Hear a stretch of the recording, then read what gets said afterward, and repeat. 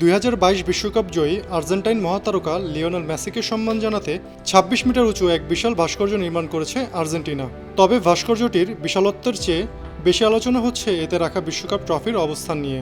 সামাজিক যোগাযোগ মাধ্যমে অনেকেই বলেছেন, ট্রফিটি এমনভাবে স্থাপনা করা হয়েছে যা অনিচ্ছাকৃতভাবে অশোভন প্রতিচ্ছবি তৈরি করেছে, আর এ কারণেই উন্মোচনের পরপরই ভাস্কর্যটি ভাইরাল হয়ে যায়। ভাস্কর্যটিতে ফুটিয়ে তোলা হয়েছে 2022 কাতার বিশ্বকাপ জয়ের পর লুসাইল স্টেডিয়ামে হাঁটু গেড়ে বসে মেসির আবেগঘন উদযাপনের সেই ঐতিহাসিক মুহূর্ত। হাতে আর্জেন্টিনার জার্সি, আকাশের দিকে তোলা আঙুল, প্রয়াত দাদির প্রতি শ্রদ্ধা জানানো, মেসির সেই পরিচিত ভঙ্গি স্থান পেয়েছে বিশাল এই নির্মাণে। গেল সোমবার উন্মোচনের পর থেকেই সমর্থকরা ভাস্কর্যটি দেখতে ভিড় করেন।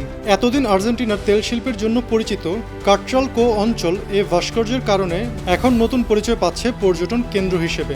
মেসির সম্মানে নির্মিত 26 মিটার উচ্চতার এই ভাস্কর্য সবচেয়ে উঁচু স্মৃতিস্তম্ভ হিসেবে স্বীকৃতি পেয়েছে।